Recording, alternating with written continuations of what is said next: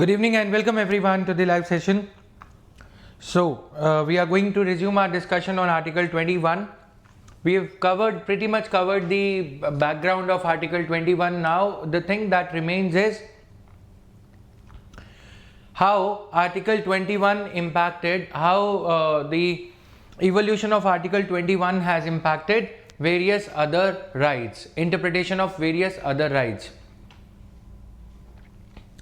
तो कल हमने गोल्डन ट्रायंगल देखा था आर्टिकल 21, 19 एंड 14 से जो गोल्डन ट्रायंगल बनता है, राइट?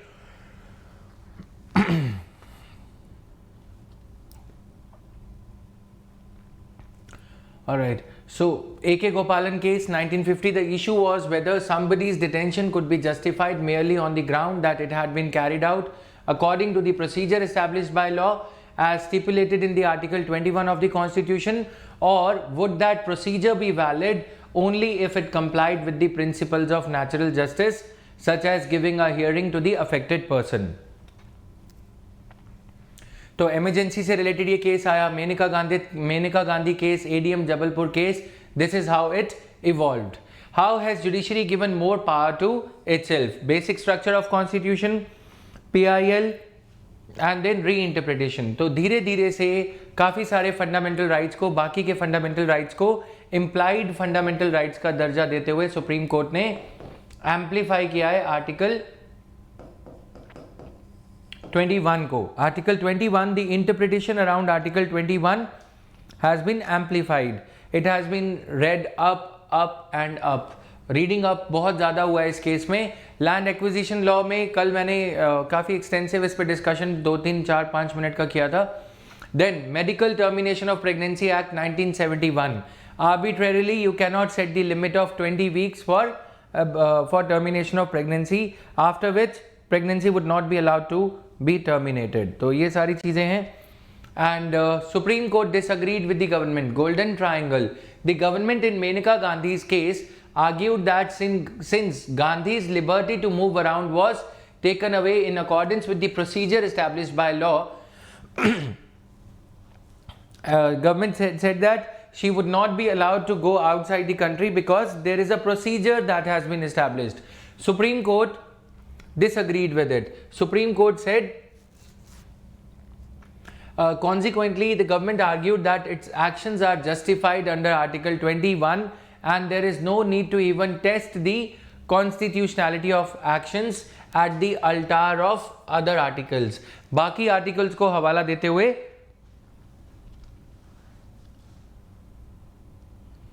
ये किया जाएगा, राइट? नाउ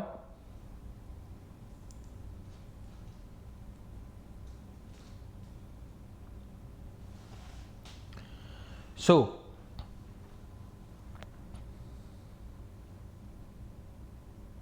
साकेत, ये क्या कर रहे हो बीच में? We'll discuss this. All right. Now, secondly, the court held that procedure established by law must be otherwise valid. That is, it must stand the scrutiny of other provisions of the Constitution. Supreme Court ने ये कहा कि procedure established by law cannot be read in isolation from other articles. Article 14 and 19 are equally pertinent here, right? So this is there. This question you are citing is related to Article 17, Article 18, Article 17 primarily, right? We'll discuss this. So यहाँ पे it must be otherwise valid. It must stand the scrutiny of other provisions of the Constitution. That is under Article 14, right to equality. Why others are not being detained? Why only Menaka Gandhi? That too under the preventive detention law to prevent the detention, to prevent any kind of wrongdoing, even as the wrongdoing has already not happened, right? These three articles are the strongest guards against arbitrary actions of the government, against taking away of different freedoms and of whole host of issues that have got a bearing on the human rights and freedoms. These articles are so important to our jurisprudence that their interconnection is rightly called golden triangle. तो ये मैंने कल वैसे खुद से पढ़ने को बोला था आप लोगों को, Article 21, 14 and 19 are to be read together. Which doctrine? Which doctrine बताओ?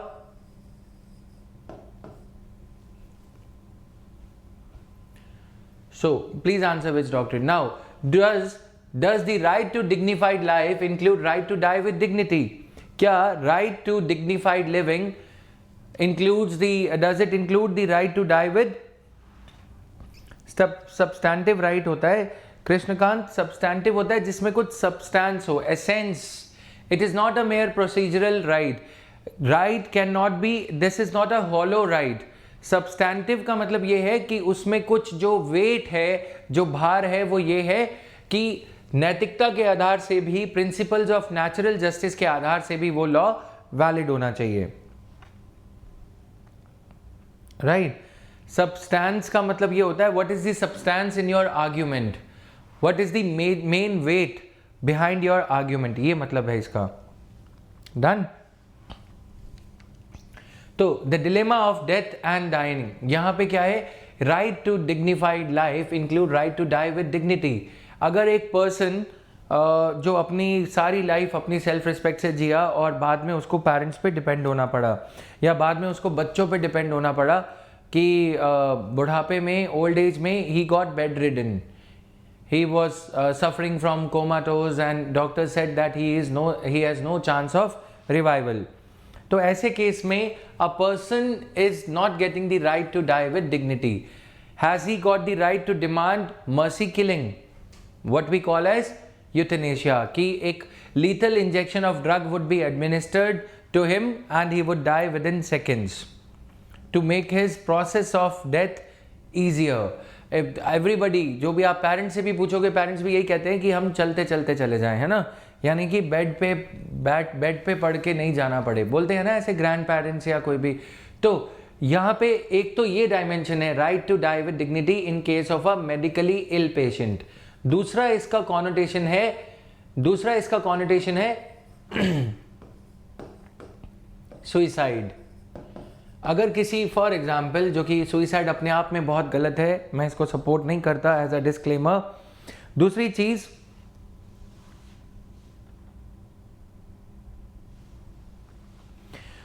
चीज यहां पे सुइसाइड, अगर कोई यूपीएससी एस्पिरेंट ये बोले कि 6 साल के बाद, 6 अटेम्प्ट के बाद जिंदगी खत्म, अब मेरे जीने का कोई पर्पस नहीं बचता, आईएएस बनते तो ठीक है, नहीं तो खत्म करते हैं, right. Prachi, the class started at around 8:36 and I have just given the recap of the things we covered in the previous class. We have just started with this. Okay? तो ये मतलब है यहाँ पे, समझ में आया? Dilemma of death and dying. Life is sacred. तो suicide is not allowed. India में Aruna Shanbaug case 2011, justice Markandey Katju, Aruna Shanbaug case के बाद ये अलाउ कर दिया गया है यूथेनेशिया इंडिया में, right. Passive euthanasia, active euthanasia. What is euthanasia? Euthanasia is deliberately bringing about the death of a person. This is simply called as तरस खा के किसी को मौत देना। If a person would be bedridden for let's say 2 months 3 months and ultimately he is going to meet the fate of death, right, तो कोई फायदा तो है नहीं। तो उसको जब कंक्लूजन अल्टीमेटली डेथ है, मेडिकल साइंसेस में इवोल्यूशन नहीं हुआ, तो उसको मर्सी किलिंग, उस पर रहम करते हुए उसको मौत दे देना, इजी मौत दे देना, इसको कहा जाता है mercy killing, right. Euthanasia is deliberately bringing about a gentle and easy death, making the last days of the patient as comfortable as possible.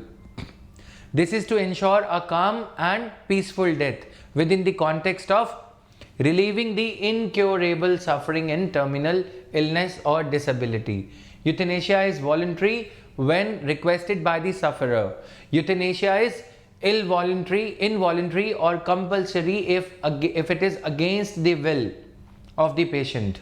Euthanasia is voluntary जब पेशेंट खुद कह रहा हो कि हाँ मुझे मरना है, ठीक है। इंडिया में living will has been allowed as recently as 2018. Living will has been allowed. Will understand these things one by one. Yes, death by will is voluntary. Agar if a living person, healthy and wealthy person, if he says that, if he puts in its living will that if in case I venture into, or if in case I somehow land up into the comatose kind of a situation, I should be given mercy killing. That is a different case, right? कि मेरे को जो है 3 महीने रखा जाए comatose पे, उसके बाद मेरे को आज़ादी दे दी जाए, right? I don't want to be dependent on my children and all. तो एक तो होता है प्रॉपर्टी की विल, दूसरी लिविंग विल का डॉक्ट्रिन, लिविंग विल का फिनोमिना कोर्ट ने इन्वेंट किया. पहली चीज यहां पे फर्स्ट थिंग फर्स्ट है, लिविंग विल का फिनोमिना ये जो इन्वेंट किया गया, इसमें आर्ग्यूमेंट्स अगेंस्ट हैं, आर्ग्यूमेंट्स इन फेवर भी हैं, आर्ग्यूमेंट्स अगेंस्ट भी हैं. कि लिविंग विल अगर कोई पर्सन लिख रहा है तो उसकी मेंटल स्टेट क्या है. ये भी तो हो सकता है he is in a state of utter depression. अब जैसे अब अमिताभ बच्चन की बात करें तो वो डिप्रेशन में हो, अगर मान लो कि अभिषेक बच्चन काम नहीं कर पाते या उनका क्या होगा, और वो लिख दें कि मैं इस पर डिपेंडेंट होऊंगा तो इस बेचारे का पहले क्या होगा, राइट? तो ऐसे केस में ये कैसे पता लगाया जाएगा कि किसी पर्सन को जानबूझ के पेसिमिस्टिक फील करवाया गया है, right? Then passive euthanasia is allowed in India. And then if a person, दोनों तरीके इंडिया में अलाउ करे गए हैं. इसको एक ब्लैंक स्लाइड ले लेते हैं, मैं बता देता हूं. 2-3 चीजों में कंफ्यूज नहीं होना है. Passive euthanasia is when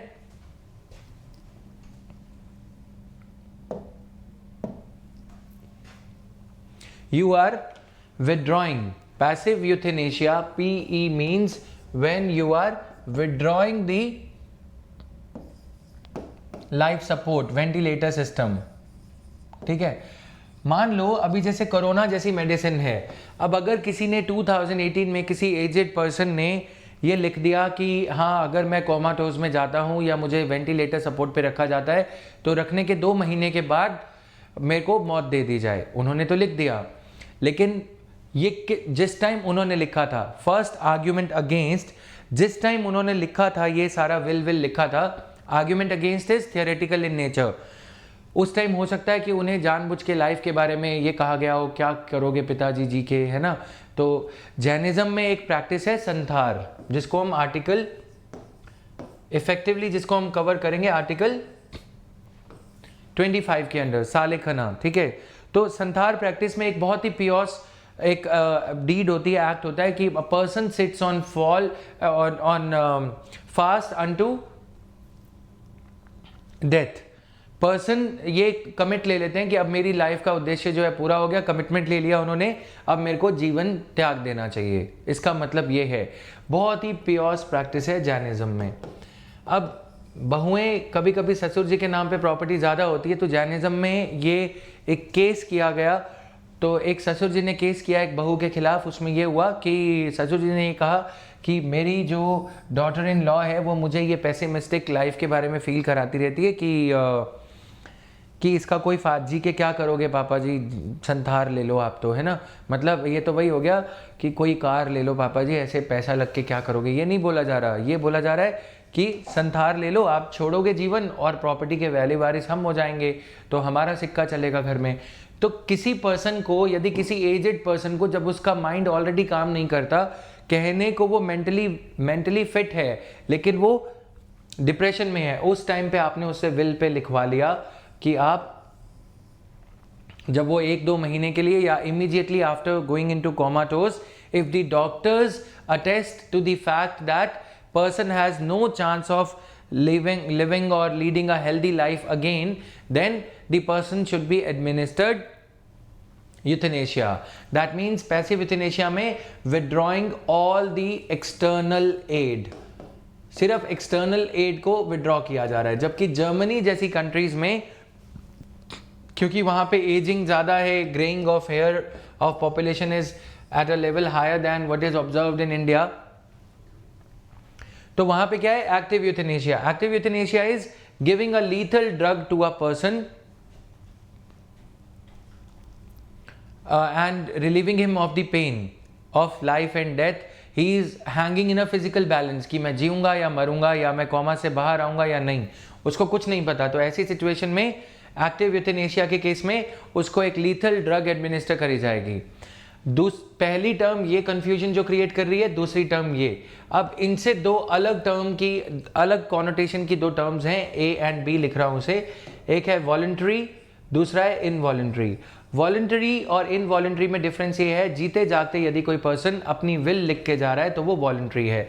involuntary है जब उसकी विल के बिना, इंडिया में कोर्ट ने ये अलाउ किया है, जब उसकी, दोनों को अलाउ किया है, जब उसकी विल के बिना कोर्ट ने ये लिख दिया, मेडिकल प्रैक्टिशनर्स के द्वारा, a committee of 3 doctors, if they say that yes person has no fair chance, then the relatives of the person will give in writing, जो लीगल हियर्स हैं उस पर्सन के, वो उस पर्सन के बारे में लिख के देंगे। अब लीगल हियर्स कौन है? हो सकता है उनको प्रॉपर्टी चाहिए हो, ठीक है। पापा जी का जो दर्द है वो सिर्फ इसलिए लग रहा है क्योंकि प्रॉपर्टी अटक गई है, ठीक है। जमाई राजा ने जो है वाइफ को बोला, बिटिया को बोला कि देखो आजकल वैसे भी को पार्सिनरी राइट्स हैं, तो तुम लिख दो कि हाँ मैं इनकी जो है लीगल हियर हूँ और मैं ये अलाउ करती हूँ कि फादर को जो है यूथेनेशिया एडमिनिस्टर किया जाए या पैसिव यूथेनेशिया उन पे अप्लाई किया जाए, withdrawing all the medical treatment. तो ऐसे केस में आप कैसे डिटरमाइन करोगे that this stake of the family is in the best interest, more so when things are getting commodified, ठीक है, सारा कुछ कमोडिफिकेशन होते चले जा रहा है।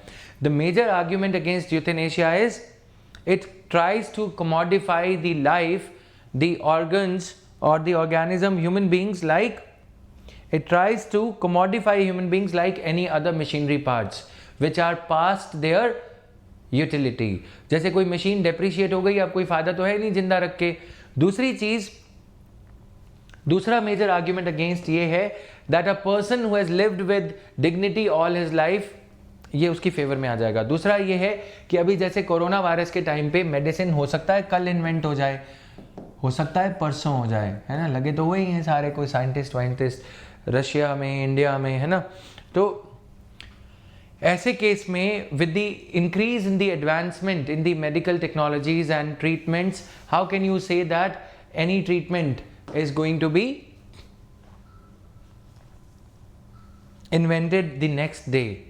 तीसरी चीज ये है, when the human beings do not have any control as to how he fell ill, how can they have a control and on how would that person be revived? Medical treatment ऐसा होता है life and death के case में, right? We do not have control on the breath of a person. Likewise, we do not have any control on whether the person will come out of comatose और not. Medical sciences में आज तक ये invent नहीं किया जा सका कि कॉमाटोज में गया क्यों, चलो ये पता है, वापस कब आएगा, ऑर्गन, दिल की धड़कन कब काम करने लग जाए, ये तो डॉक्टर्स को भी नहीं पता, है ना। सेंसरी ऑर्गन्स कब काम करने लग जाए, कब बंद हो जाए, नहीं पता। तो जब उनको ये नहीं पता है, who are the doctors to be given the status of the god here to say that yes a person will not be able to live that glorious life, happy, healthy and wealthy life again। ये सारे arguments इसके against है। जिन्होंने लिख लिया अच्छी बात है, क्लास को दोबारा सुनोगे, नहीं तो इसको दोबारा से लिखोगे, ठीक है। 2-3 arguments हैं। When the life, this is leading to point number 1, commodification of life by the relatives। दूसरा point, when the person is writing the will, voluntary euthanasia, in case of voluntary euthanasia, please write down, in case of voluntary euthanasia, in case of voluntary euthanasia,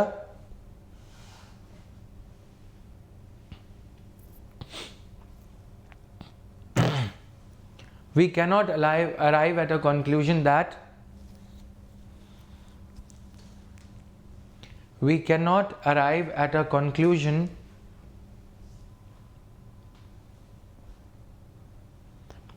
that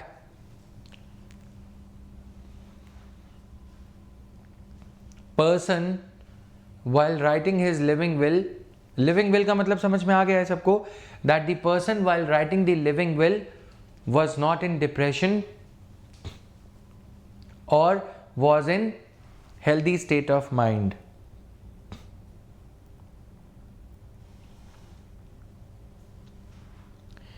In case of involuntary euthanasia, in case of next point, in case of involuntary euthanasia, that is, i.e., in case of involuntary euthanasia, that is when the patient has not written a living will,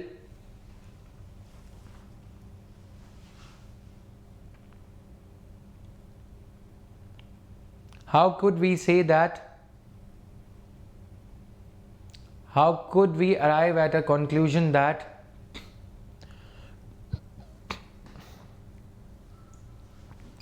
the decision of the kin, the decision of the relatives or the kin,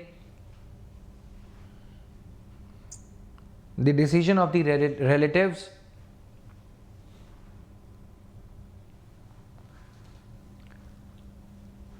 is in the best interest of the patient, is in the best interest of the patient. Clear? इस पे एक पूरा write up है, half an hour और लगेगा अगली class में, जिसमें कि हम ये सारा कुछ समझेंगे. थोड़ा सा बैकग्राउंड इसका नीचे लिख लो. तीसरा पॉइंट भी है, 3-4 पॉइंट जो मैंने लिखवाए. Third point euthanasia, third point euthanasia comma voluntary or involuntary,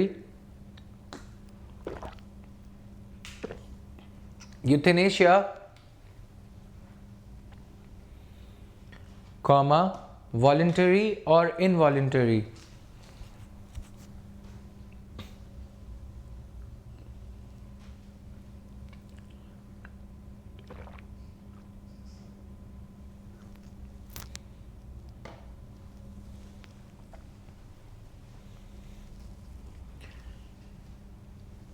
is in a way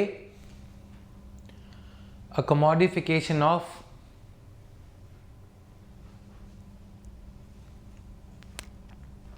the beautiful thing called life. ठीक है ना? Euthanasia comma voluntary or involuntary is like attaching the monetary value or attaching the time value or commoditized kind of a way में उसको देखना, or is like commodifying the beautiful thing called life. Arguments in favor of euthanasia, जो अभी हमने लिखे वो arguments against थे. Arguments in favor of euthanasia. अच्छा, इसमें एक और पॉइंट लिखना है तो लिख लो. Medical advancements, arguments against. Medical advancements, arguments against. Please add one more point, my mistake here. Medical advancements are taking place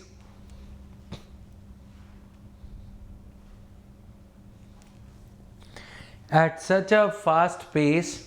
Medical advancements are taking place at such a fast pace that what seems to be incurable today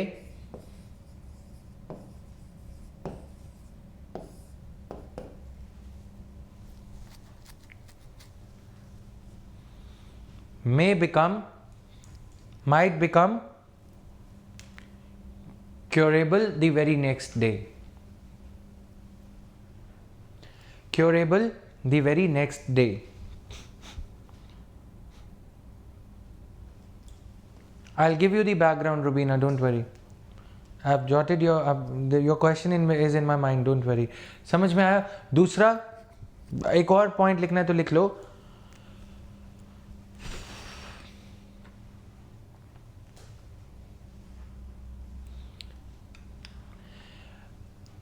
Even though there have been advancements in the medical sciences, इसको negate कर रहे हैं but फिर भी ठीक है. even though there have been advancements in the medical sciences.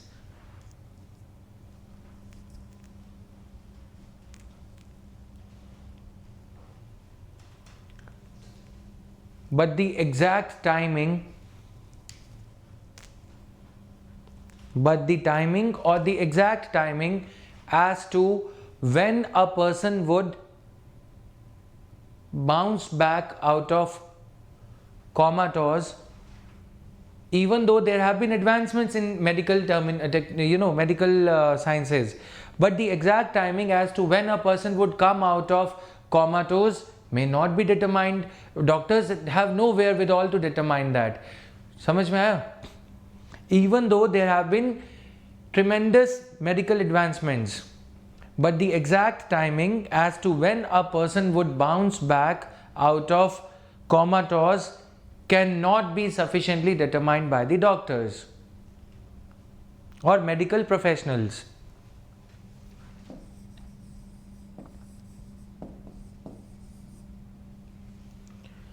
So there is no reason to snatch or to take the life of the person. There is no reason to take the life of a person merely on the basis of, so there is no reason to take away the life of a person merely on the basis of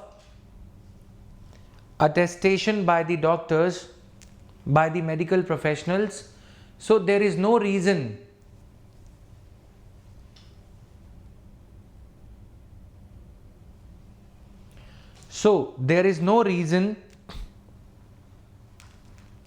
दोबारा से पूरा point मैं repeat कर रहा हूँ, काफ़ी लोगों का मिस हुआ होगा ये. देखो, even though there have been tremendous advancements in the medical sciences, but the exact timing as to when a person would bounce back out of comatose cannot sufficiently be determined by the medical professionals. So there is no reason to snatch or take the life of a person in comatose or passive or permanent vegetative state, PVS. Comma के लिए एक और term use करी जाती है, और permanent vegetative state, merely on the basis of the attestation by the medical professionals that person is least likely to come out of permanent vegetative state.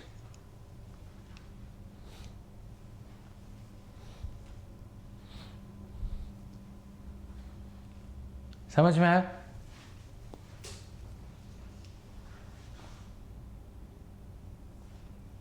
Yes.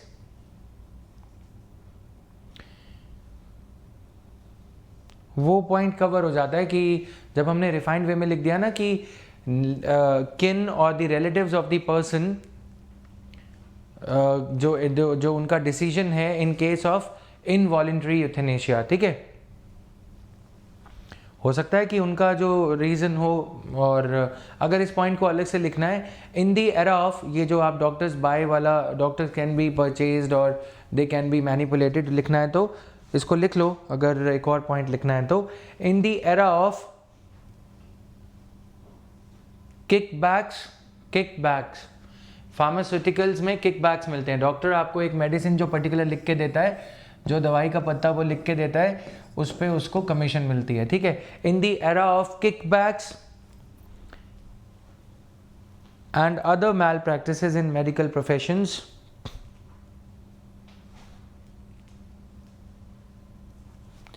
in the era of kickbacks and other malpractices, kidney scam, etc., in the medical professions, it would be too dangerous to it would be too dangerous to live the to leave it would be too dangerous TOO it would be too dangerous to leave the life of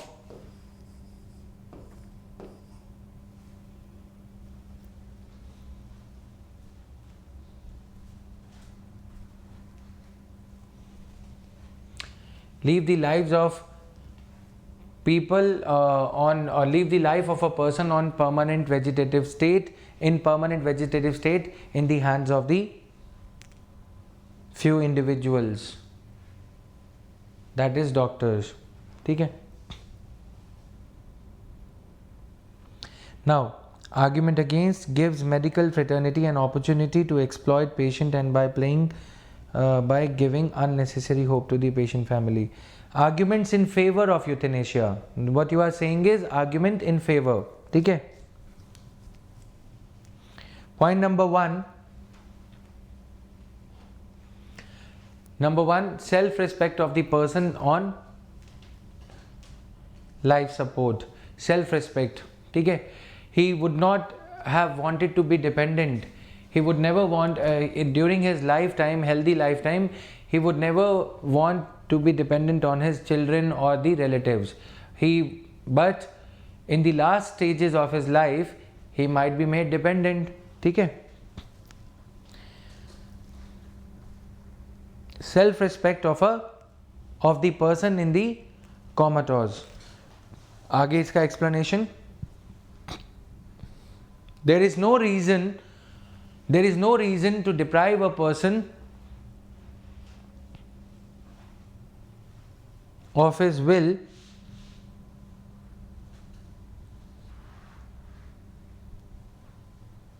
to die if he is in PVS, if he is in permanent vegetative state, especially when he has written a living will.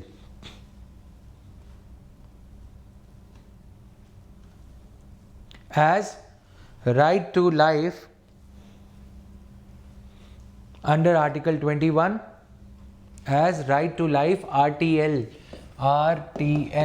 under Article 21 means right to dignified living and not mere animalistic living. ठीक है. Article 21 खुद ही यही कहता है as per the Supreme Court. तो this is there. Second point,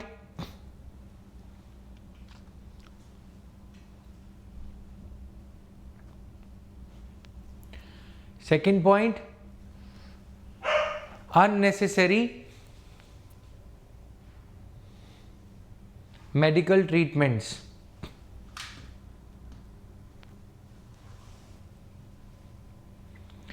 Unnecessary medical treatments. The point given by Srishti here. Explanation. In the times like these, in the times of insurance policies and in the times of medical insurance policies,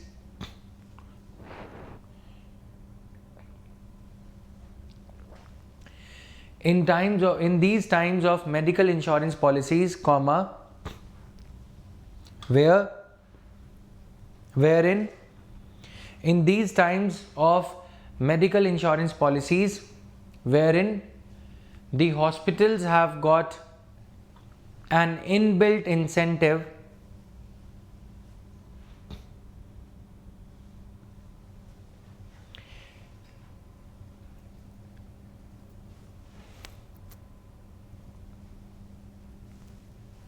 table पे हो.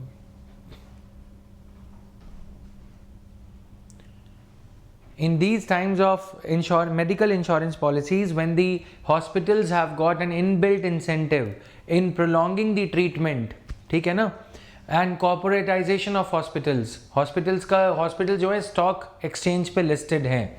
तो in these times of medical insurance policies and corporatization of hospitals, the medical fraternity has got an inbuilt incentive in prolonging the treatments.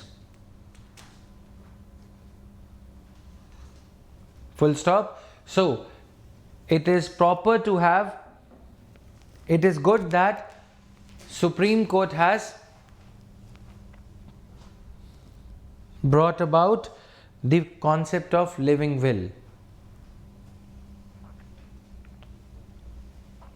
ठीक है. ये दो points ही हैं arguments in favour of euthanasia. कि euthanasia यानी कि मर्सी किलिंग अलाउड होनी चाहिए। इसका conclusion, all in all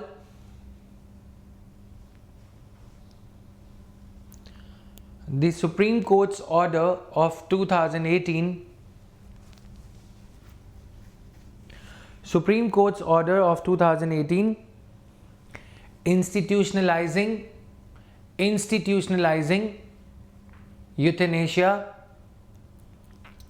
is well timed and well intentioned.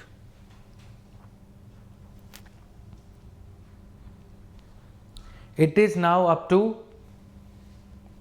all in all, the Supreme Court's decision to institutionalize the concept of euthanasia is well timed and well intentioned. It is now up to the Parliament of India to fill in the details or gaps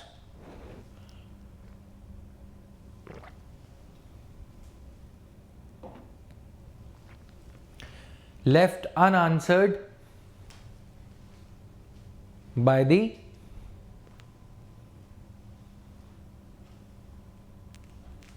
honourable supreme court. Honourable मत लिखना paper में, honourable नहीं अच्छा लगता, ठीक है। By the supreme court. इसके बीच में एक लाइन और लिखनी है तो ये अच्छा है, Supreme Court has tread very cautiously, ठीक है। Supreme Court has very cautiously, Supreme Court while giving this order tread very cautiously. वह क्या किया उन्होंने, they while giving this order they very carefully avoided the active euthanasia in India, even as it is permitted in countries like Germany, ठीक है। हमने उसकी अच्छी चीजें ले ली यूथेनेशिया के कॉन्सेप्ट की, बट बुरी चीजें नहीं ली। On a cautionary note,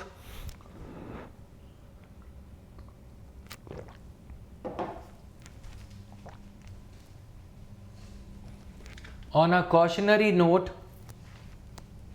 अब इधर देखना और ये लाइन याद 2 मिनट याद रखना, ठीक है।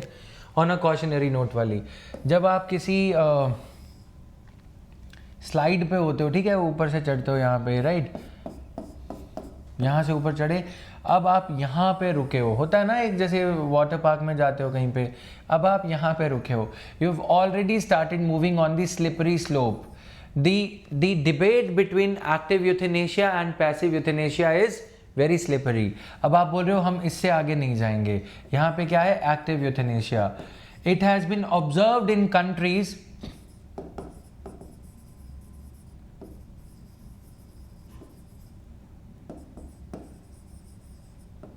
where active euthanasia is legal today.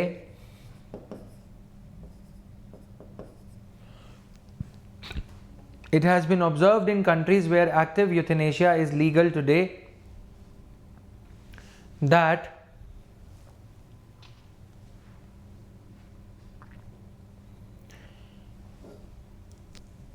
it all started with passive euthanasia and ultimately ended with active euthanasia. समझ में आया? क्योंकि फिर बाद में ये होगा, अब अगला केस क्या आएगा, अगला केस 10 साल बाद आए शायद, वो ये होगा कि पैसिव यूथेनेशिया देने के बाद भी पर्सन जो है मर नहीं रहा है, ठीक है, ही is hanging like in a physical balance, ना इस तरफ ना उस तरफ। तो it is time my Lord, वहां पे फिर ये प्लीड किया जाएगा, it is time my Lord that please give the permission for active euthanasia. क्योंकि यहाँ से सीधे रिवर्स में तो जाएंगे नहीं, कोर्ट में ये थोड़ी ना कहा जाएगा कि पैसिव यूथेनेशिया उसको दे दिया, लाइफ सपोर्ट सिस्टम विड्रॉ कर लिया, उसके बाद अगर वो जान नहीं छूट रही तो क्या करोगे, यही बोलोगे ना कि उसको लीथल ड्रग दे दो। This has been observed in countries like Germany that it all started with passive euthanasia and ultimately it ended with active euthanasia. समझ में आया ये? On a cautionary note,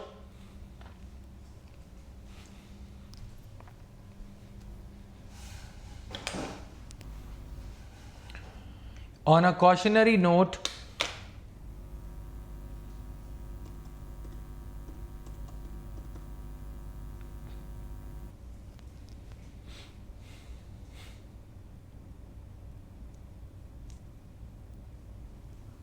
we must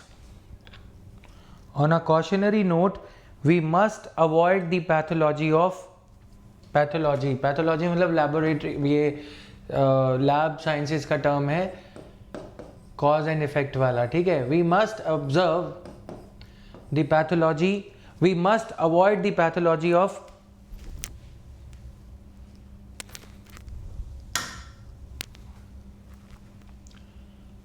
those countries where initially active euthanasia was allowed, where initially passive euthanasia was allowed, and ultimately they have today brought about active euthanasia. नहीं समझ में आया ये?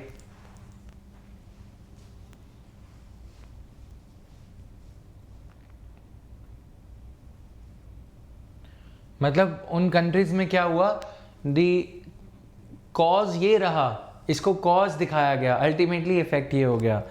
Pathology होता है जैसे कोविड-19 की वायरस की पैथोलॉजी क्या है, ठीक है, तो वैसे ही कॉज ये हो जाएगा कि अच्छा चलो सर पैसिव यूथेनेशिया तो दे ही दिया है, अब पर्सन फिर भी नहीं मर रहा है तो आप उसे एक्टिव यूथेनेशिया दे दो, कॉज इफेक्ट रिलेशनशिप हो गया.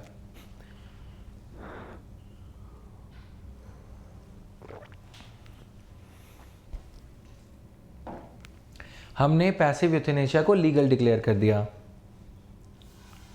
एट प्रेजेंट हमारे यहाँ सिर्फ पैसिव है, ठीक है, इस जजमेंट को मैं पूरा डिस्कस करूँगा, डोंट वरी. एट प्रेजेंट हमारे यहाँ पैसिव यूथेनेशिया है कि आप सिर्फ मेडिकल सपोर्ट विड्रॉ कर रहे हो. Withdrawal of medical support is what we call as passive euthanasia, ठीक है. एडमिनिस्ट्रिंग द लीथल मेडिसिन, जहर देना किसी को, एक इंजेक्शन दिया जाता है उससे 5-10 सेकेंड में मौत हो जाती है, ठीक है, ये एक्टिव यूथेनेशिया है.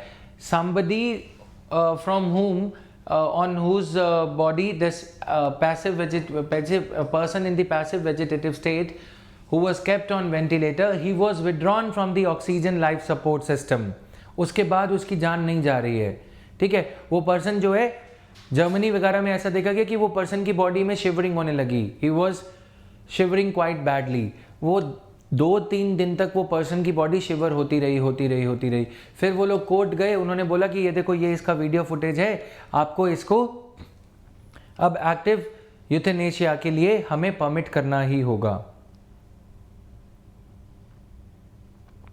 मतलब अल्टीमेटली यहाँ पे भी एक्टिव ना आ जाए.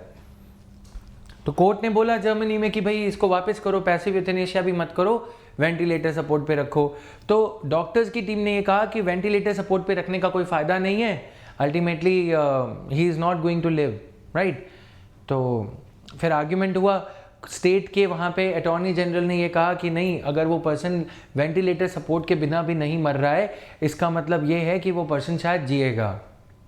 लेकिन सारी डिबेट्स जो हैं फ्यूटाइल हो गई, अल्टीमेटली कोर्ट को ये अलाउ करना पड़ा एक्टिव. फिर एक केस में जब एक्टिव अलाउ कर दिया, दूसरे केस में उस पिछले केस का हवाला देते हुए पॉजिटिव जजमेंट निकलवा लिया कि एक्टिव यूथेनेशिया अलाउ किया जाए. फिर जब 2 केसों में हो गया, उसकी तो प्रेसिडेंट ही बन गया, वो एक एग्जाम्पल बन गया बाकी केसेस के लिए. क्लियर?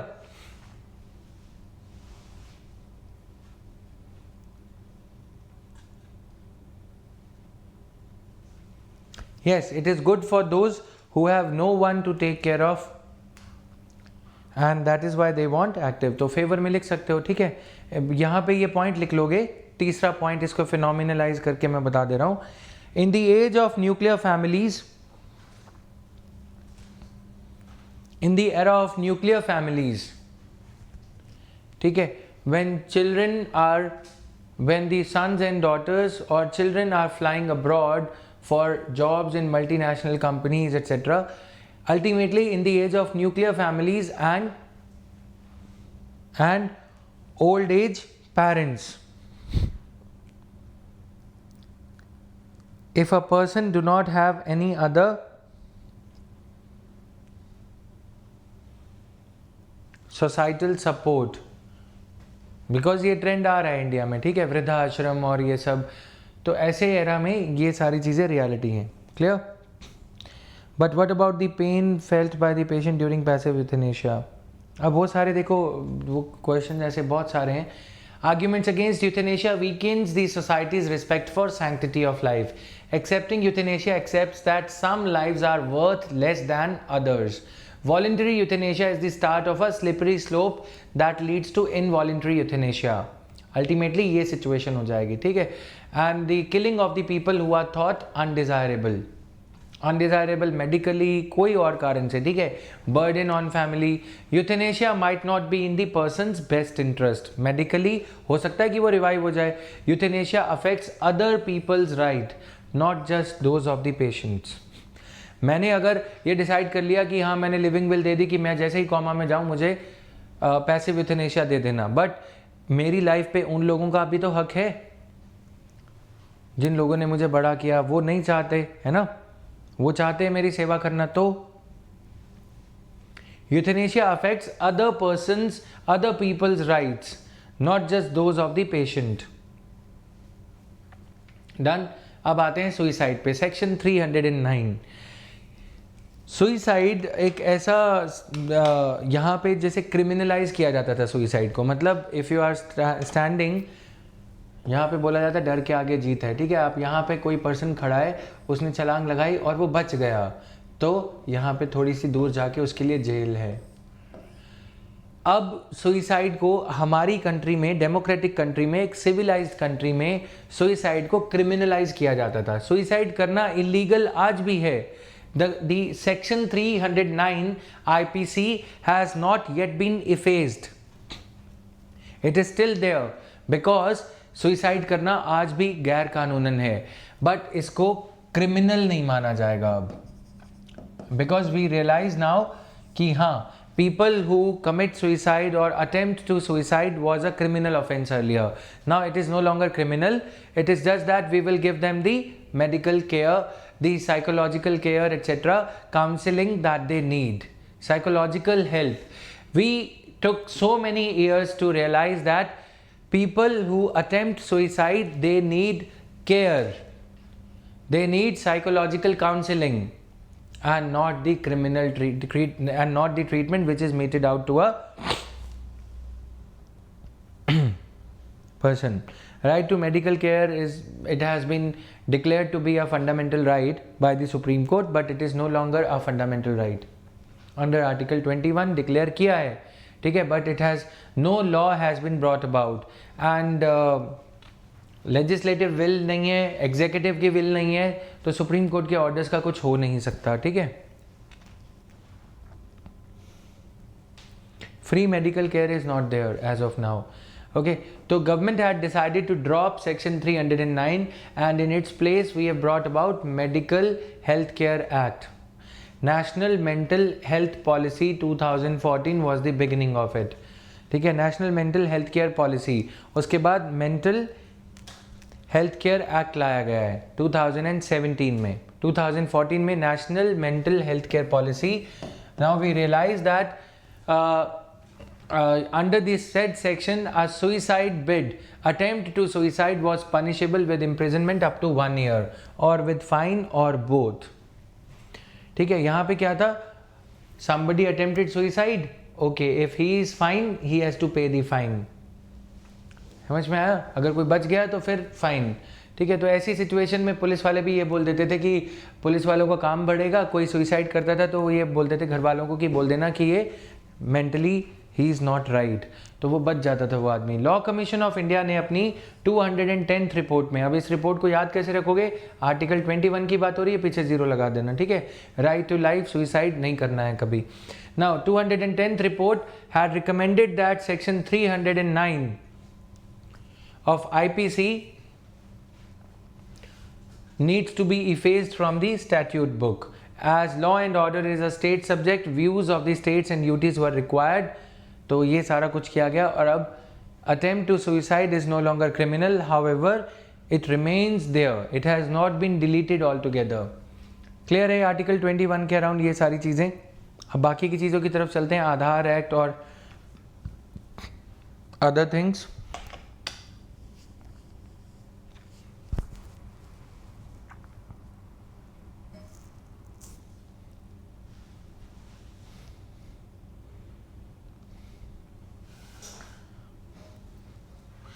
So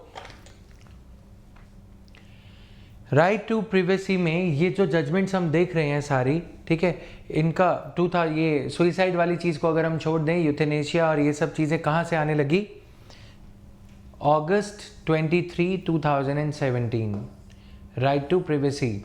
उसके बाद से काफ़ी सारी चीज़ें चेंज होने लगी इंडिया में। Write down article 21 that is right to life.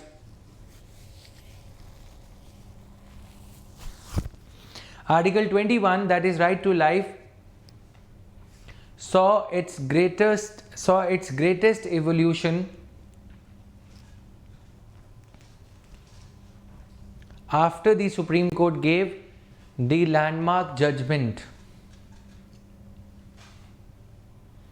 Article 21 saw its greatest evolution ever.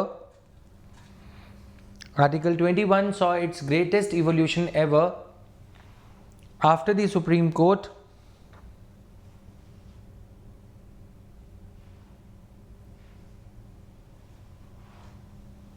gave its landmark judgment around Article 21.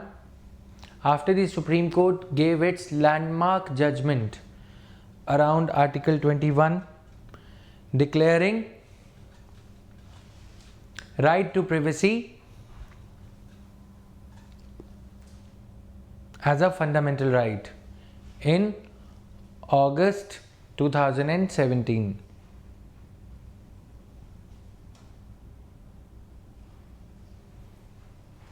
लिख लिया? आफ्टर द सुप्रीम, लिख लो इसको फटाफट।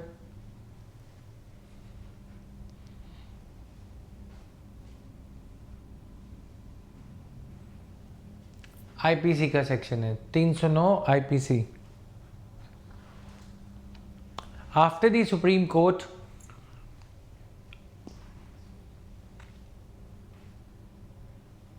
declared right to privacy as fundamental right, after the Supreme Court declared RTP as fundamental right,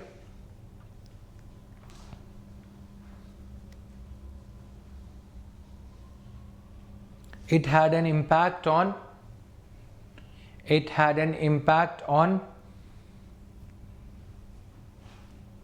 the outcome of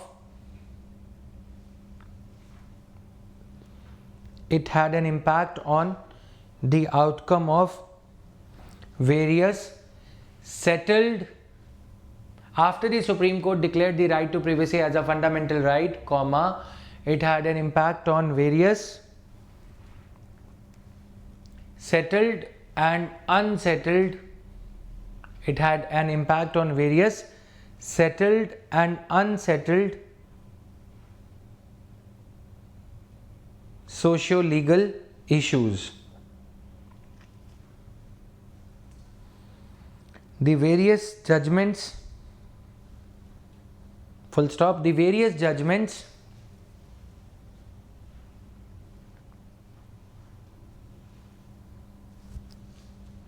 on which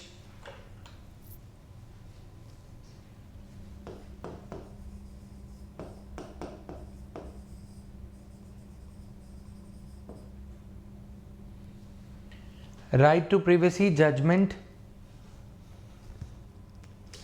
had an impingement.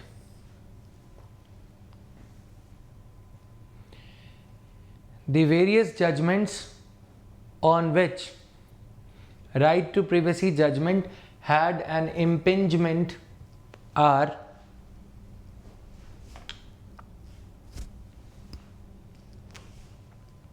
or you can write it this way also, right to privacy judgment had an impingement on the outcome of the following cases.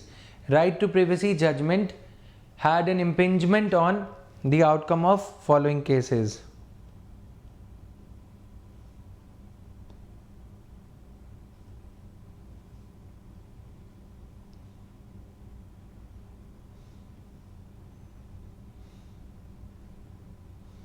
Impingement मतलब simply effect.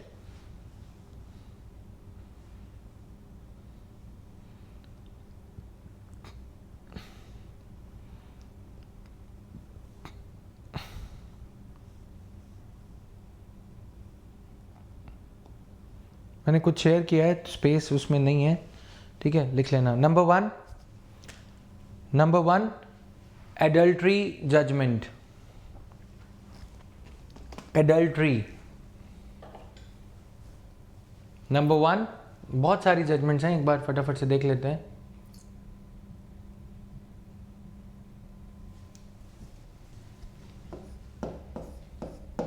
ठीक है, Hadiya judgment, right to choose your life partner. अब घर जाके ये मत बोलना right to choose my life partner, sir ने आज ही पढ़ाया है, ठीक है, घर वाले बोलेंगे हद कर दी तुमने, ठीक है। हदिया जजमेंट, कहीं मेरे को ढूंढते फिरे तुम्हारे घर वाले। Hadiya judgment, right to choose your own life partner. Then adultery judgment, section 497।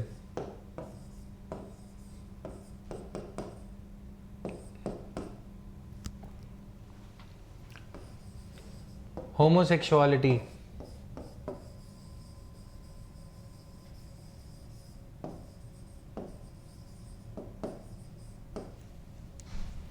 (377)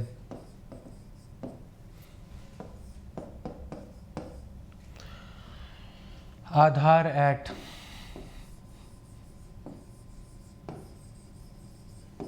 Aadhaar act तो सबसे पहला था, ठीक है, एडल्ट्री बता दिया, आधार एक्ट बता दिया, यूथेनेशिया,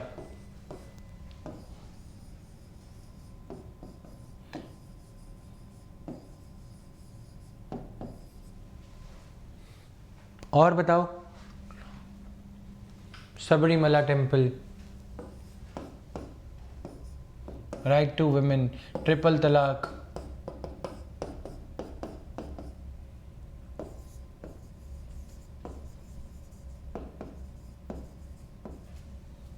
ठीक है, और भी एक दो केसेस हैं।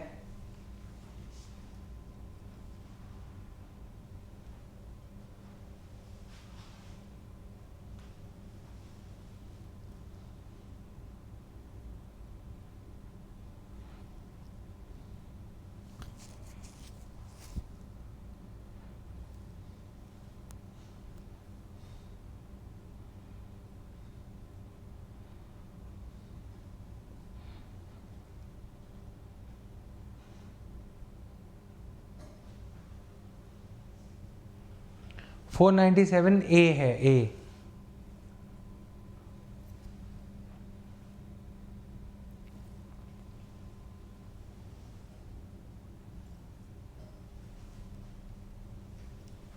ठीक है।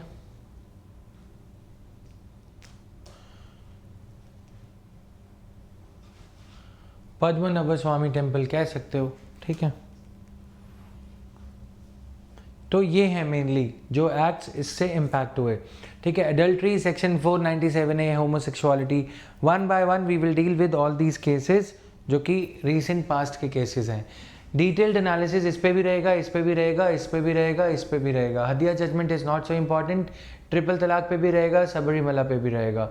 ये आर्टिकल 25 से है, ठीक है, बट ये ध्यान रहे कुछ इश्यूज पहले से सेटल्ड थे। Article 25, this is also related to article 25, ठीक है।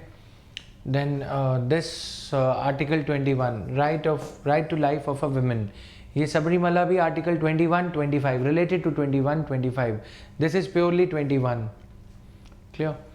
सो इनके नाम नोट कर लो, क्योंकि क्वेश्चन ऐसा आ सकता है, what impact has the right to privacy judgment had on, what impact has it had on other social legal issues। ये सारे social legal issues ही हैं, सोसाइटी पे इनका इम्पैक्ट है ना, हदिया में और ये सब में। इसमें हेबिस कॉर्पस इशू किया गया था हदिया केस में। हदिया के फादर ने ये कहा कि हदिया को एक मुस्लिम ने अगवा कर लिया है, ठीक है, तो सुप्रीम कोर्ट ने बोला कि bring the body of that girl. तो हेबिस कॉर्पस पिटीशन, ये जो है रिट पिटीशन इशू करी गई थी, और जब हदिया को कोर्ट के सामने पेश किया गया तो उन्होंने बोला कि नहीं, उन्होंने अपनी मर्जी से उस लड़के से शादी करी है, राइट।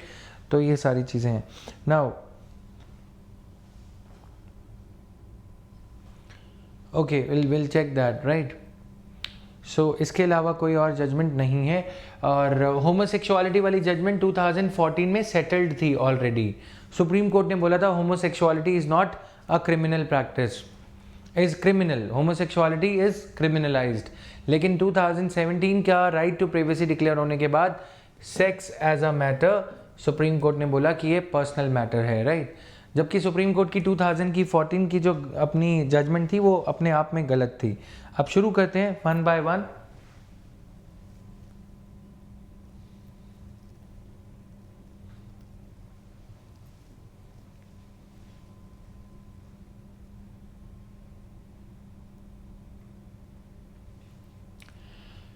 सो डिटेल्ड एक्सप्लेनेशन आर्टिकल 21 की वी ऑलरेडी हैड, राइट. पहले से हम कर चुके हैं इसको कवर.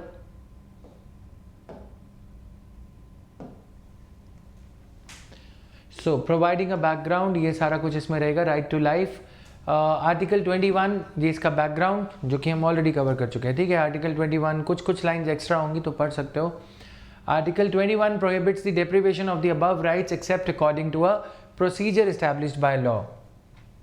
Constitutional firewall, ये बोल Bachchan type. With the Supreme Court judgment on privacy, the court has overruled its own 8-judge bench and 6-judge bench judgments of MP Sharma and Kharak Singh respectively. 8-judge MP Sharma, खड़क सिंह, इन दोनों में MP Sharma में right to privacy judgement ये कहा गया कि privacy is not protected. मैं इसको कैसे याद रखूंगा केसेस को मैं आपको बता देता हूँ अगर मुझे एग्जाम लिखना हो. MP शर्मा, प्राइवेसी मतलब शर्म के मामले, ठीक है, राइट. सिंह, खड़क सिंह मतलब खड़का नहीं करते ज़्यादा, प्राइवेसी में खड़का नहीं करना चाहिए, ठीक है. तो इस वे से आप इसको याद रख सकते हो थोड़ा सा फनी वे में. द जजमेंट बाय डिक्लेयरिंग, तो ये MP शर्मा जजमेंट है, शर्मशार वाली जो जजमेंट है ये. अब MP में मैंने कुछ और भी लगाया था, मैं पी, राइट. अगर मैं पीऊँगा तो मैं शर्मा के पीऊँगा, पर्दे में पीऊँगा, राइट. खड़क सिंह मतलब ज़्यादा खड़का नहीं करूँगा, अगर खड़का करूँगा तो नीचे वाले फ्लोर पे आवाज़ जाएगी तो पता लग जाएगा.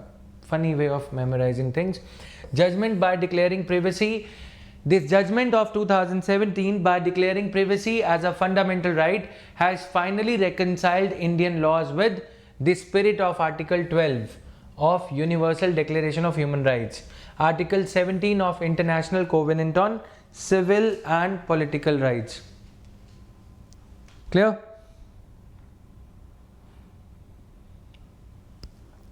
So this is there. Constitutional firewall, fundamental rights are the only firewall to prevent the state's interference with those core freedoms. Expanding horizons of Article 21, right to shelter, right to health.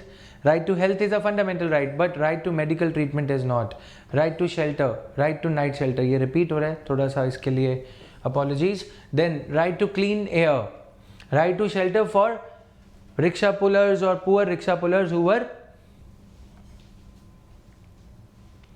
ये सारी चीज़ें, ठीक है. Now right to clean, right to privacy, the latest part article 21 में. So expanded scope of article 21 has been explain further in the case of Unni Krishnan versus state of Andhra Pradesh. In that case court provided the list of some of the rights. Unni Krishnan, right. तो right to go abroad, yes, right. ये किस case में evolve हुआ था? मेनका गांधी में. Right to privacy 2017. Right to education 1992. Right against solitary confinement, no particular year. Right against handcuffing, एक एक judgement में ये सारी चीज़ें आती गई, ठीक है. राइट टू शेल्टर, दिल्ली के केस में ये बोला गया था. Right to livelihood, right to health and medical aid. Right against custodial death, कोई किसी को भी अगर कस्टोडियल डेथ होती है तो वो फंडामेंटल राइट के अगेंस्ट है. Clear?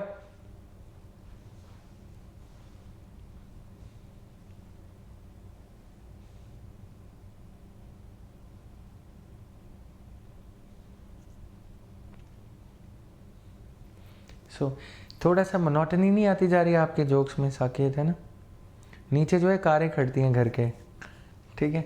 Now the right against public hanging, doctors assistance, right to doctors assistance in case of any medical problem and all. Through various judgments the court also included many of the non, अब आपको उन्नी कृष्णन याद रखना है, ठीक है, उन्नी कृष्णन, तो Supreme court became like Lord Krishna, ठीक है, कि लॉर्ड कृष्णा जैसे बचाने आते हैं ना, इतने सारी जजमेंट, सारा कुछ ही आर्टिकल 21 में दे दिया, ठीक है। तो ये याद रखने के छोटे छोटे से तरीके याद काफ़ी इफेक्टिवली रह जाता है इनसे। Some of them are right to pollution free water, protection of under trials, right of every child, अब ये सारा कुछ हुआ, right to privacy a fundamental right, the journey so far. Right to privacy a fundamental right, कैसे? सबसे पहले supreme court के सामने ये मैटर आया कि आधार कॉन्स्टिट्यूशनल है। क्यों सवाल उठा? क्या अगर मेरे को मेरे ही पैसे से राशन खरीदना है, अगर मुझे राशन पानी खरीदना है, या मतलब मान लो कि अगर मैं सरकार से रिक्वेस्ट कर रहा हूँ कि मेरी मदद की जाए, ऐसे केस में सरकार क्या कह रही है कि हाँ ठीक है, अगर आपको राशन पानी चाहिए तो आप अपनी मोस्ट इम्पॉर्टेंट डिटेल्स वो आप प्रोवाइड करो। ये तो हमारा जो सिटीजनशिप का जो पिरामिड है वो उल्टा हो गया। Servants are at the top and masters that is the sovereign, उसकी डिलीवरी के लिए, उसके लिए राशन पानी उसको डिलीवर करने के लिए टैक्स पेयर के ही पैसे से सर्वेंट से कह रहे हैं कि सिस्टम में करप्शन है तो आपको बायोमेट्रिक डिटेल्स शेयर करनी पड़ेंगी। ये तो गलत है ना, बायोमेट्रिक डिटेल सिटीजन क्यों शेयर करेगा?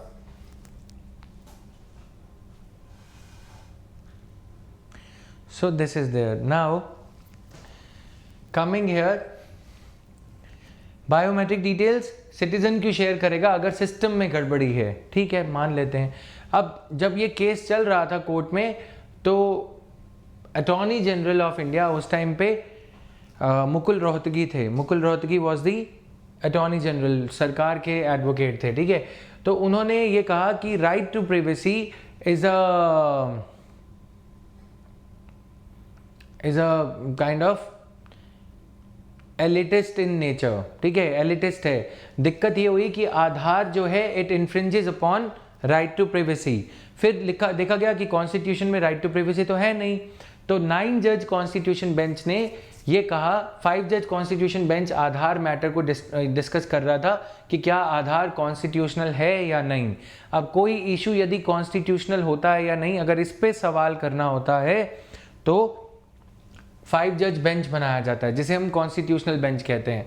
अब जब ये सारी चीज़ें डिस्कस हो रही थी तो उस टाइम पे ये इशू उठा कि it infringes upon right to privacy. तो ये 5 जज बेंच ने एक larger question that is right to privacy is there और नॉट, उसके लिए matter was refer to a 9 जज बेंच, क्योंकि पहले वाला जो बेंच था MP शर्मा केस में वो बेंच जो है ये इस मैटर को डिसाइड कर चुका था पहले से, जो हमने MP शर्मा केस अभी पीछे पढ़ा, राइट।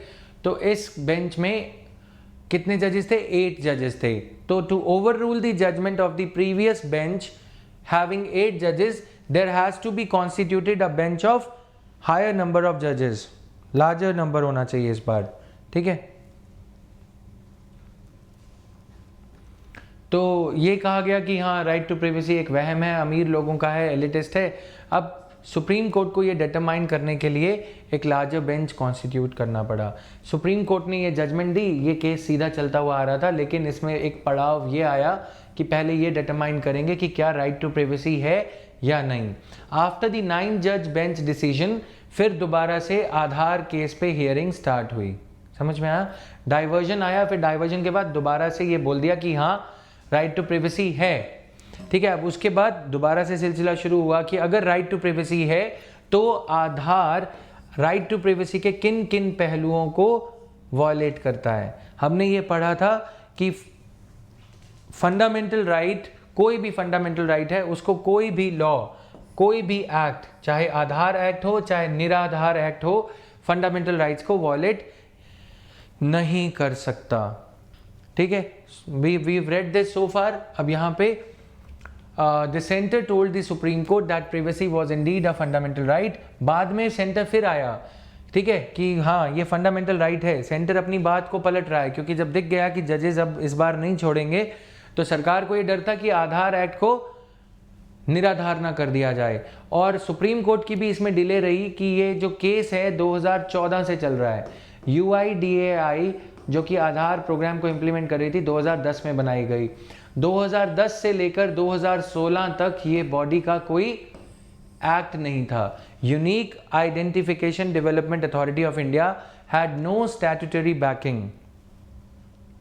ठीक है, it was a body created under article 77। ठीक है, it was a body created under article 77। Done. Article 77 के अंडर प्रेसिडेंट यदि चाहें तो गवर्नमेंट ऑफ इंडिया के बिजनेस को स्मूथली आगे बढ़ाने के लिए कोई भी नई बॉडी शॉडी बना सकते हैं। ठीक है, कोई नया मिनिस्ट्री बना दी, कोई डिपार्टमेंट बना दिया, तो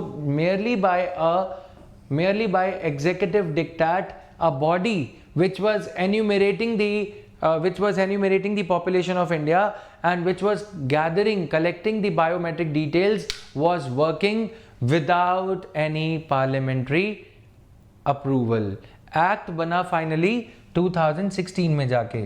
तब तक सुप्रीम कोर्ट से पूछो क्या कर रहे थे, तो बोले बंदर की झोपड़ी में सो रहे थे। ठीक है, क्योंकि और काम बहुत थे। क्या काम थे? बहुत काम थे। पूछो क्या, PIL ये सब, राइट। तो सुप्रीम कोर्ट का ये क्रिटिसिज्म कभी कभी जो आता है ना कि सुप्रीम कोर्ट की जो रूलिंग है वो गलत है, वो इसीलिए है कि जो इंपॉर्टेंट केसेस हैं उन्हें बैक बर्नर पे रख दिया जाता है। अब जब 98% हमारे मिनिस्टर का ये कहना है 98% पॉपुलेशन जब इसमें बायोमेट्रिक डिटेल्स उनकी बन गई, उसके बाद ये मैटर की सुप्रीम कोर्ट में सुनवाई की गई। The matter was heard in the Supreme Court.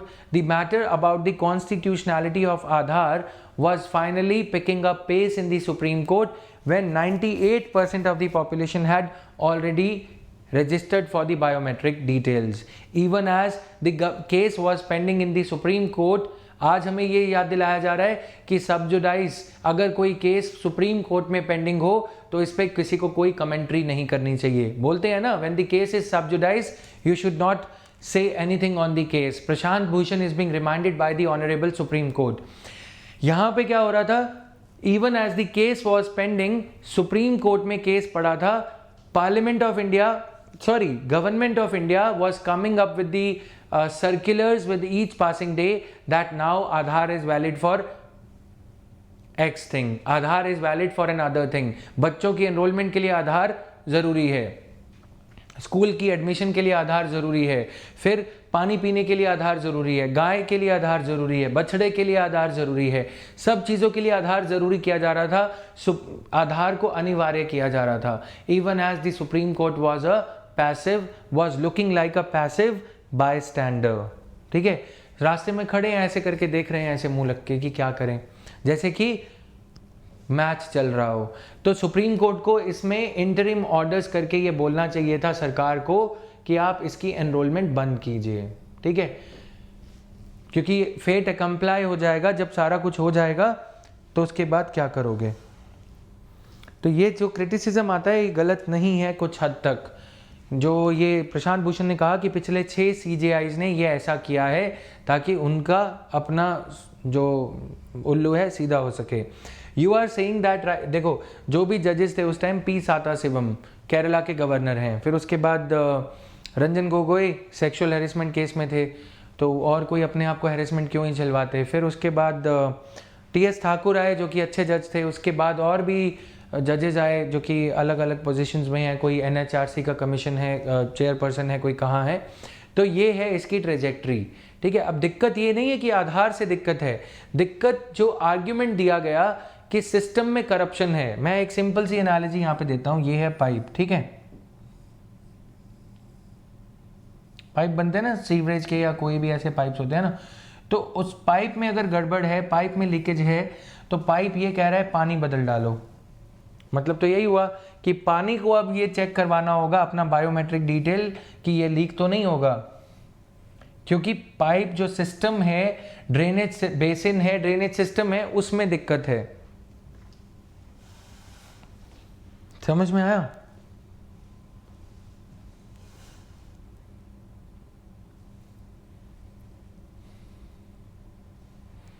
आलम तो ये हो गया था, ठीक है। अब अगर यूफेमिस्टिक नोट पे बोलना हो, जिंदा रहने के लिए तेरी कसम एक बायोमेट्रिक कार्ड ज़रूरी है सनम, वो वाली आलम हो गया था, ठीक है। ऐसे चुटकुले अगर सुनने हो तो पॉइंट ये है कि पाइप सिस्टम चेंज नहीं करना, system corruption is in the system, leakages are happening because of the corrupt system, but you are asking us to change the quality of water. समझ में आया? तो ये सारी चीजें हैं, ठीक है। पॉइंट यहाँ पे इस फंडामेंटल डिबेट में है। और फिर उसके बाद जब ये बोला गया कि राइट टू प्राइवेसी एक फंडामेंटल राइट है, तो सुप्रीम कोर्ट ये कह रहा है कि right to privacy, Supreme Court तो फिर भी फेवर में था, सरकार ये कह रही है राइट टू प्राइवेसी जो है एलिटिस्ट है, जिन लोगों के लिए प्राइवेसी है, गरीब लोगों के लिए। ये आर्ग्यूमेंट था अटॉर्नी जनरल का कि गरीब लोगों के लिए प्राइवेसी कुछ नहीं होता, फूड मैटर करता है, ठीक है। उनको सिर्फ फूड चाहिए, भाई फूड चाहिए, लेकिन ये क्या तरीका है कि वो अपनी फंडामेंटल सारी डिटेल्स, कोई वो तो चोरी कर नहीं रहे, चोरी तो जो लोअर ब्यूरोक्रेसी है या जो हायर ब्यूरोक्रेसी है वहां पे चोरी हो रही है। समझ में आया?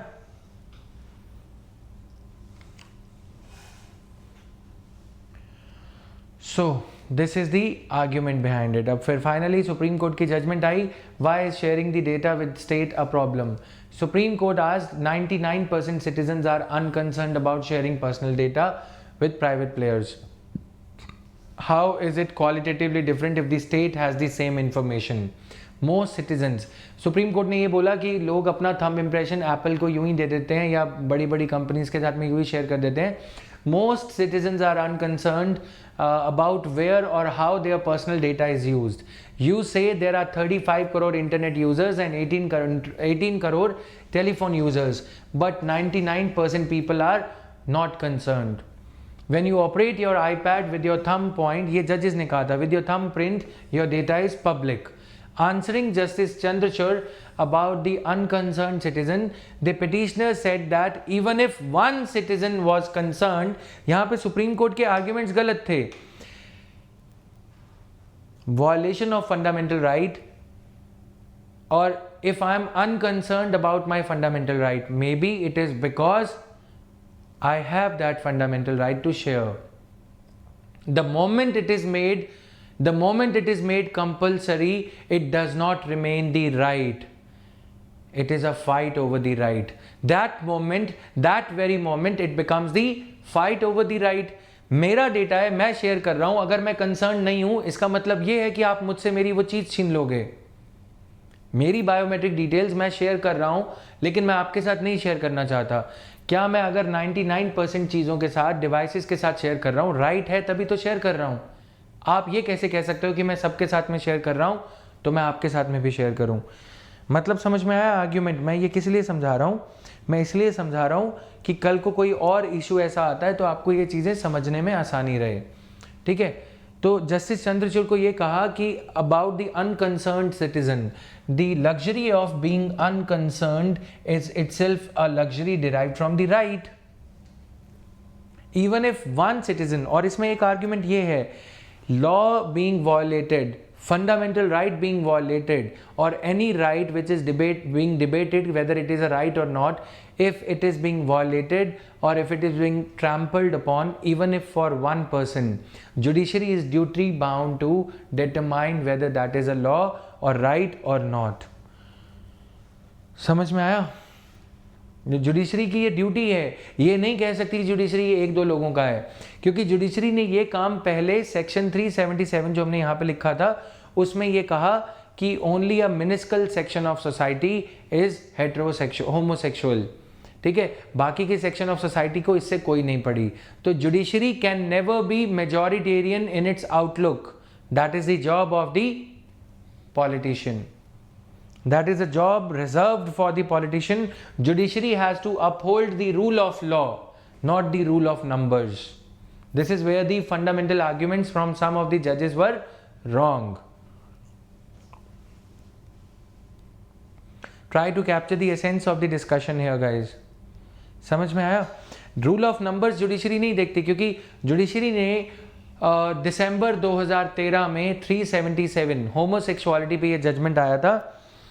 उसमें जुडिशरी ने ये कहा कि नाज फाउंडेशन केस, उसमें जुडिशरी ने ये कहा कि it is a concern of homosexuality is a concern of a miniscule section, न्यूनतम सेक्शन ऑफ सोसाइटी, तो उसके लिए डिटरमाइन करने की ज़रूरत नहीं है। ये क्या है? Judicial populism.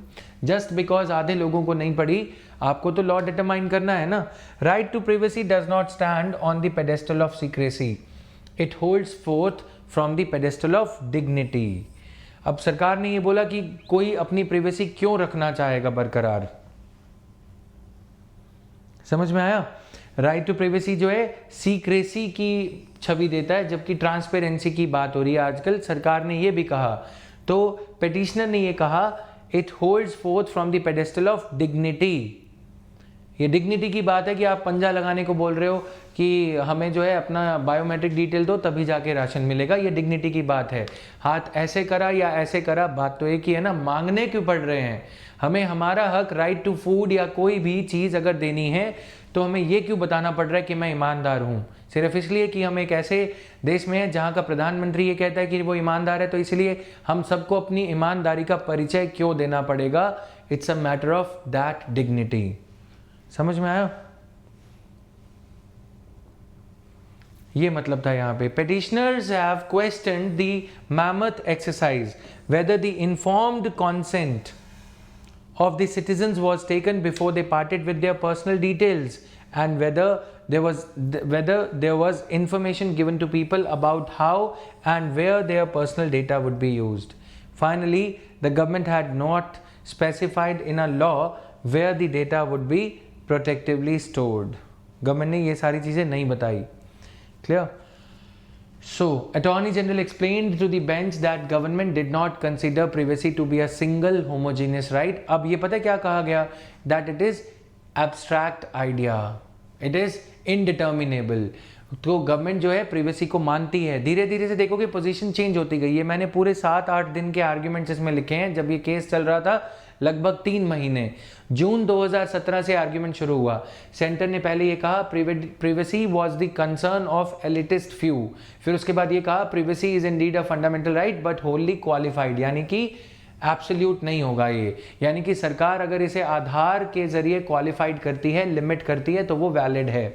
फिर उसके बाद थोड़ा और आगे बढ़ी सरकार और ये कहा कि ये आइडिया तो है, सरकार बल्कि एक राइट नहीं मान रही, बहुत सारे राइट्स हैं, इतने सारे हैं, सरकार ये कह रही है कि उसे डिटरमाइन ही नहीं किया जा सकता, तो डिफाइन नहीं किया जा सकता। डिफाइन नहीं करेंगे तो सरकार के पास में गुंजाइश रहेगी उसे वायलेट करने की। ठीक है, homogeneous right but rather a subspecies of fundamental right to personal liberty and consists of diverse aspects. Not every aspect of privacy is a fundamental right. Some aspects of privacy were expressly defined in the Constitution, while some were not. Attorney General argued that privacy was submissive to the fundamental right to life. और हम right to life देने के लिए privacy, ये बोला जा रहा है right to life के लिए क्या ज़रूरी है? अनाज, नेशनल फूड सिक्योरिटी एक्ट, और हम इस right to life को जिंदा रखने के लिए right to privacy को कॉम्प्रोमाइज़ कर रहे हैं। पोजीशन देख रहे हो कितनी अच्छी अच्छी लेके आती है सरकार भी। समझ में आया कि ये नहीं बोला जा रहा कि right to life is a part of right to privacy. क्या लाइफ, क्या फूड ग्रेन्स जिंदा रखने वाली वो चीज़ें, मनरेगा और ये सब प्रिवेसी के साथ, डिग्निटी के साथ नहीं दी जा सकती? ये क्यों बताना है कि राइट टू प्रिवेसी के लिए, राइट टू लाइफ के लिए, जिंदा रहने के लिए जो अनाज देना है उसके लिए प्रिवेसी का हनन करना, वॉयलेशन करना या प्रिवेसी के साथ एक नागरिक को कॉम्प्रोमाइज करवाना जरूरी होगा। समझ में आया? धीरे धीरे से सरकार की पोजीशन चेंज होती गई on the basis of change in the mood off the discussion, change in the aesthetics of the court room, the government, the attorney general was रेनेजिंग the space. सरकार को जो है धीरे धीरे से जगह छोड़नी पड़ी पिटिशनर्स के लिए। Aadhaar was a measure by the state to ensure the teeming millions of poor in the country were not reduce to lead animal existence. Aadhaar को फिर फाइनली ये लाया गया। Attorney general argued that privacy was submissive to fundamental right to life under article 21. Aadhaar was a measure by the state to ensure that the teeming millions of poor in the country were not reduced to lead an animal existence. ठीक है, animal existence नहीं जीनी, इसीलिए आप जो है fundamental right biometric details को share करो। ये वो बायोमेट्रिक डिटेल्स हैं जो फुल प्रूफ हैं, जो मेरे पास एक ही हैं, मैं चेंज नहीं कर सकता इन्हें, राइट। तो वो आप समझौता करने को क्यों कह रहे हो? मतलब यहाँ पे ट्रेवेस्टी, कार्ल मार्क्स की बात आ जाती है कि स्टेट को जब आप इतना पावरफुल बना दोगे, स्टेट को आप अकाउंटेबल ठहराने की कोशिश करोगे, लेकिन स्टेट अपने आप को खुद ही इतनी पावर दे लेगा कि आपको लगेगा कि आप मास्टर हो, लेकिन स्टेट मास्टर होगा। Right to privacy, prism of article 21 will ensure survivability of Aadhaar. Qualified right subject to life. तो हमने ये सारा कुछ पहले से पढ़ रखा है कि बाउंड्री है इनके बीच में, ये थोड़ा सा खुद से पढ़ोगे। डिटर्मिनेशन ऑफ कॉन्स्टिट्यूशनैलिटी, इसके बाद ये मैटर आगे बढ़ा। The PDF has already been shared with you, right. अब इसे कल कंटिन्यू करेंगे गाइज, कल नहीं मंडे को, and tomorrow you have got the class on current affairs, ठीक है। वैसे आपने जो कहा है Saket, are you watching the session?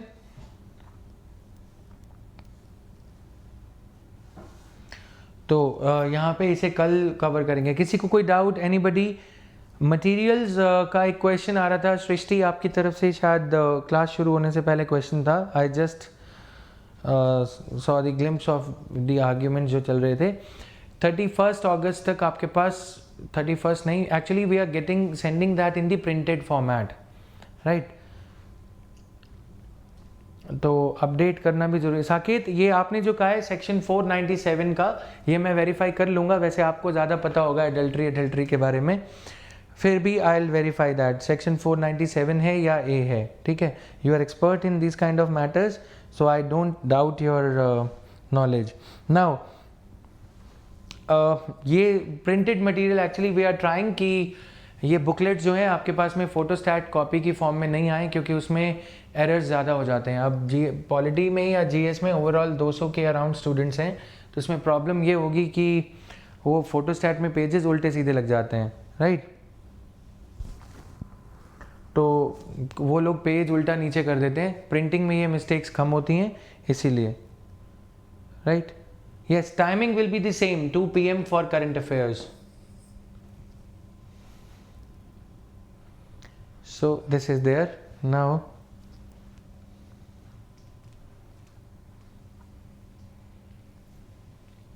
Any other doubt? ये कल अच्छे से इसको समझेंगे। कल जो मास्टर सर्वेंट रिलेशन जो हमने फर्स्ट क्लास में कवर किया था, likely misuse, no ground to strike down Aadhaar, ये फाइनल जजमेंट आया सुप्रीम कोर्ट का। What's the problem with single identity, recent examples of data breaches, और ये सबको नेक्स्ट क्लास में कवर करेंगे।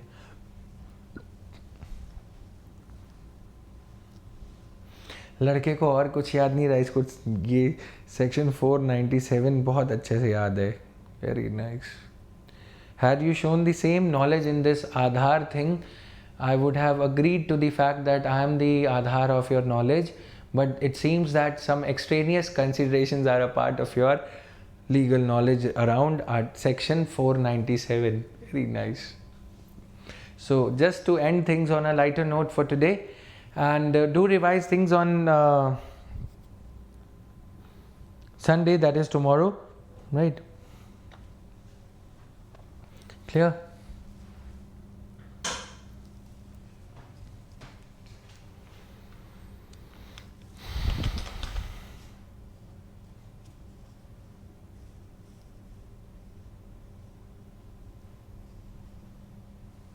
Done guys? Any other doubt? This is just on a lighter note.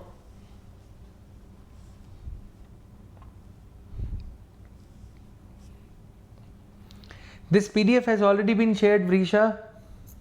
Shubham, आप कहाँ हो आजकल? Shubham Tripathi, I was just about to take your name.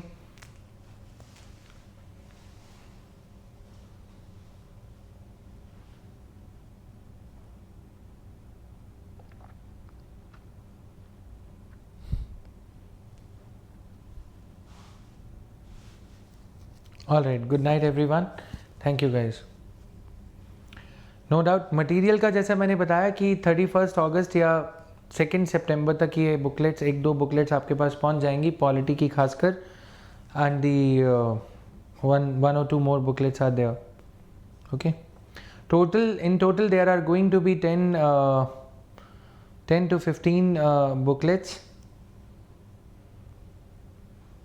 All right.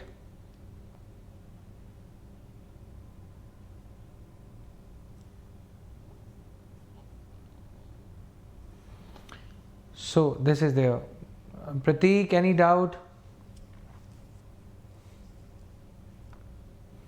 All right, guys. Thank you, everyone.